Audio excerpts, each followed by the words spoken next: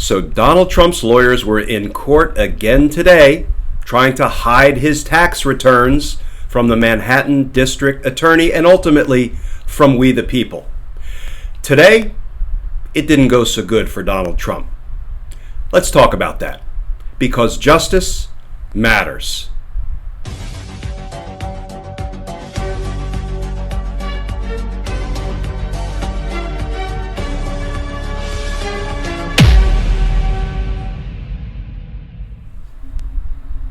Hey all, Glenn Kirshner here. So yet again today, I got to listen to an appellate court argument in the never-ending quest for Donald Trump's tax returns. The good news for justice and for we the people today is that it could not have gone any worse for Trump or his lawyer, a guy named William Consovoy. Here are some of the headlines coming out of today's appellate court argument. This from the New York Daily News. Appeals court signals it's out of patience with fight over President Trump's taxes, calling his claims highly contrived. Or even better, this from Courthouse News.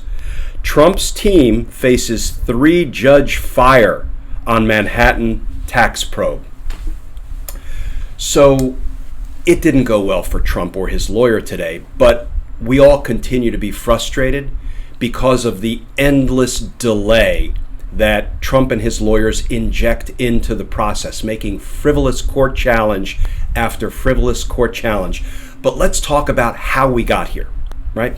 So Vance, the Manhattan District Attorney, issued a grand jury subpoena for Donald Trump's tax returns and his financial records. Now, notwithstanding the fact that Donald Trump told us endlessly he would disclose his tax returns to the American people, instead, Donald Trump sent a team of lawyers to New York to file suit, to sue District Attorney Vance, saying you are not entitled to see my tax returns or my financial documents. Why? Because his theory was he had absolute immunity. He was above the law. He was beyond the reach of the courts. In essence, he was king. And he filed suit in court in New York. And the trial court slapped him down. And he lost. They said, you're not a king. You're not beyond the reach of the law.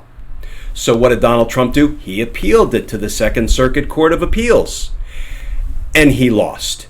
The judges smacked him down. They said, you're not a king. You're not above the law. So he appealed it to the Supreme Court. And as we all know, he got smacked down in the Supreme Court, including by his 2 draft picks, Justice Gorsuch and Justice Kavanaugh. In an opinion that's now become somewhat famous, authored by Chief Justice Roberts, here's what the Supreme Court said about Donald Trump's claim that he had absolute immunity, was beyond the reach of the law, in essence, that he's a king. Chief Justice Roberts wrote, no citizen, not even the president, is categorically above the common duty to produce evidence when called upon in a criminal proceeding. No man is king. I added that last part. But the Supreme Court didn't then go on to say, therefore, DA Vance, execute your subpoena. Get a hold of Trump's tax returns. No. They said now Donald Trump can go back into court and make legal arguments like any other citizen, any other mere mortal.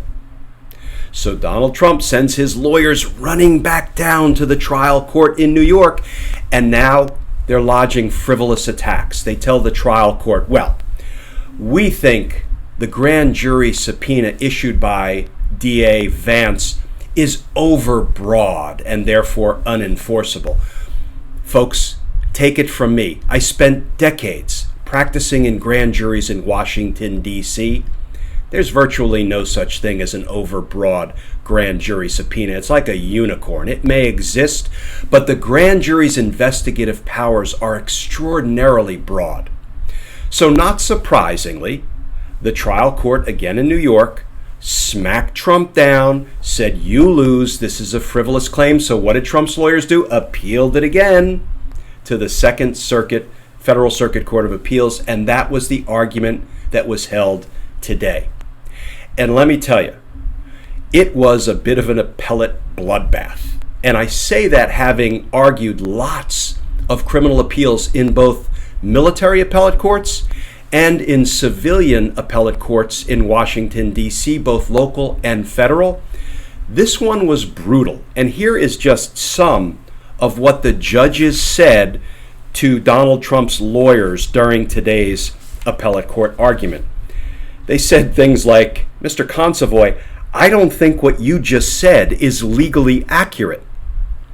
Can I tell you, as somebody who was an appellate court prosecutor, practitioner, that's like a dagger through the heart, right? I'm not sure how Consovoy remained standing upright after a judge said, what you just told us is not legally accurate.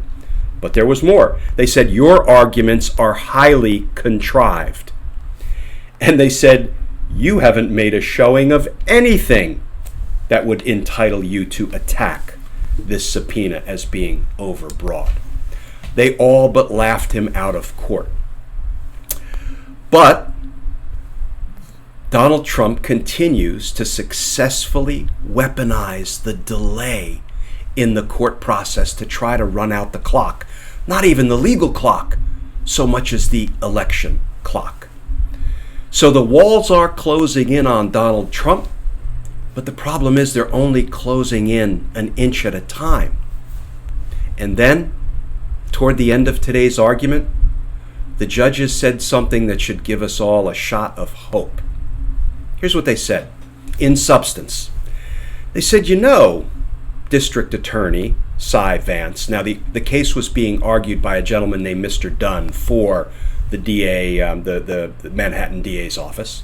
They said, Mr. District Attorney, we don't think you necessarily need to wait anymore before executing this grand jury subpoena and grabbing hold of Donald Trump's tax returns and financial records. We don't believe you need to wait anymore. Now, they said, look, Trump's lawyer, Mr. Consovoy, we'll give you 3 days to file something on that, but they basically signaled the time has come. Their patience has run out, right? And they signaled that it's time for the district attorney to get a hold of Donald Trump's tax returns and financial records. So, folks, sometimes justice takes forever, and then it comes all at once. And justice matters. So, folks, stay tuned, stay safe, and I look forward to talking with y'all tomorrow.